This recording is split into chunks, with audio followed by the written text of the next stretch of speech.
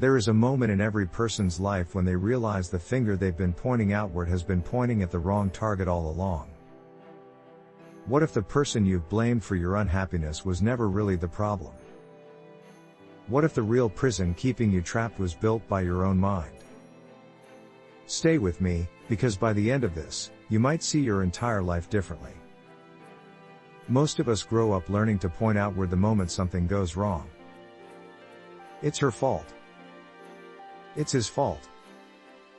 It's my parents' fault. It's the economy's fault. And for a while, that feels good. Blame gives us an easy exit from pain.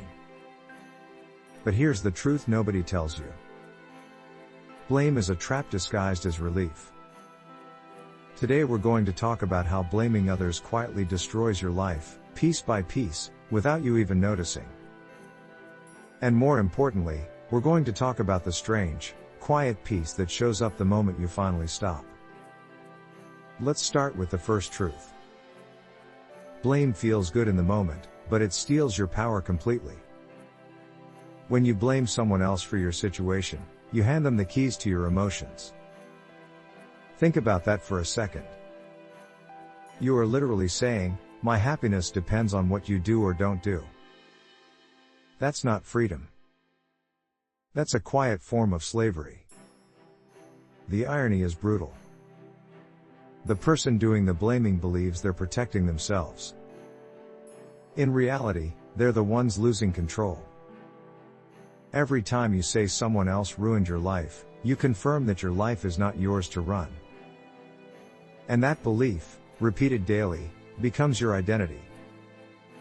Here's where it gets interesting. Blame doesn't just steal your power in the present. It keeps you stuck in the past, replaying old wounds like a broken record. Have you ever noticed how people who blame constantly tell the same story over and over again? The ex who hurt them. The boss who fired them. The friend who betrayed them. They relive it, word for word, year after year. Why does this happen? Because blame requires evidence, and evidence requires memory. So the mind keeps digging up the past to justify the present pain. This creates a loop. The more you blame, the more you remember. The more you remember, the more you suffer. It's a cycle with no natural exit, unless you choose to step out of it yourself. Now let's talk about something most people don't want to admit. Blame quietly poisons your relationships, even the good ones.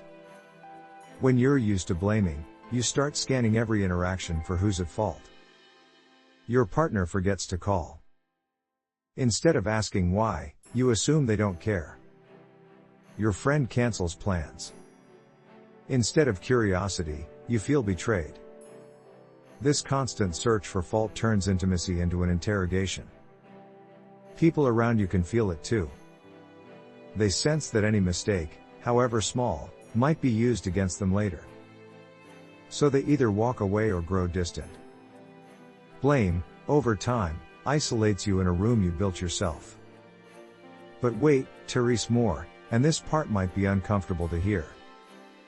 Blame doesn't just affect your relationships with others.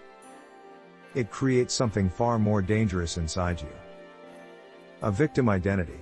This is the belief, often unconscious, that life happens to you and never because of you. Once this identity forms, something strange occurs. You start unconsciously seeking situations that confirm it. New job? You expect to be treated unfairly.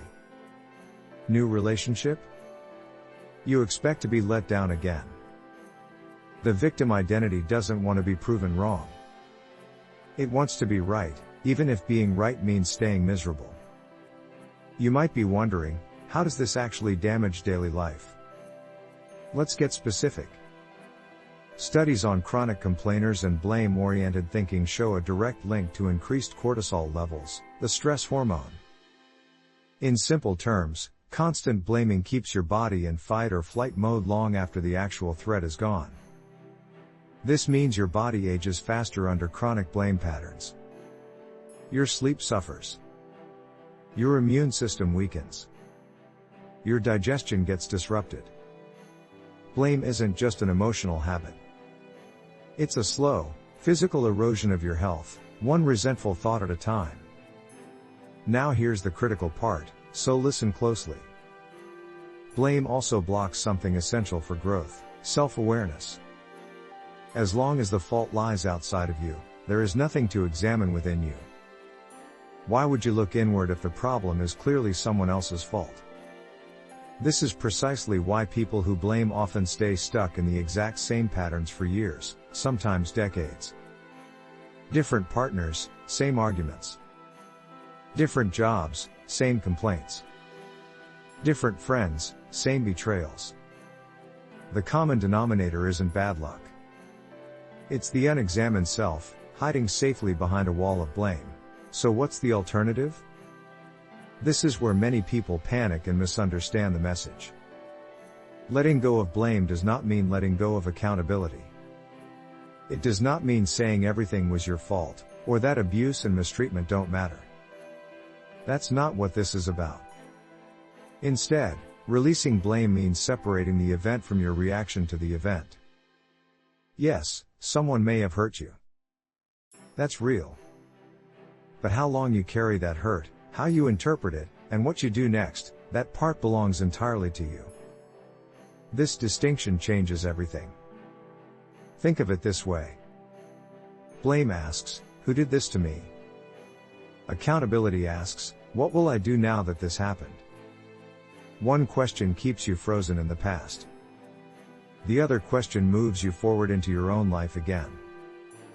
Which question do you think leads to peace? Here's a practical shift you can try today. The next time you feel blame rising, pause and ask yourself one simple question. What is this teaching me about myself? Not about the other person. About you. This single question interrupts the automatic blame response and opens a door to genuine growth. It won't feel comfortable at first. Blame is familiar, almost addictive, because it protects your ego from feeling weak or responsible. But peace was never going to come from comfort. It comes from honesty, even when honesty stings a little. Now let's talk about what actually happens when you finally stop blaming, even just for one situation. People describe it as a strange kind of quiet. Not happiness exactly, not excitement, but something deeper. A stillness, like putting down a heavy bag you didn't realize you were carrying for years. This quiet peace comes from no longer needing anyone else to change in order for you to feel okay. Your well-being stops depending on apologies that may never come, or justice that may never arrive. You become, for the first time in a long while, fully in charge of your own inner state. And here's something beautiful that tends to follow. When you stop blaming others, you naturally stop blaming yourself too. The same harsh inner voice that pointed fingers outward softens when it's no longer trained to search for fault. Self-compassion grows in the space that resentment used to occupy. So let's bring this all together. Blame feels protective, but it quietly steals your power, keeps you trapped in the past, damages your closest relationships, builds a victim identity, harms your physical health, and blocks the self-awareness required for real change. It is, in almost every sense, a slow theft of your own life. The way out isn't dramatic. It's not one grand moment of forgiveness broadcasted to the world. It's small, quiet decisions, made privately, again and again. Choosing the question of accountability over the comfort of blame. Choosing growth over the familiar story of being wronged.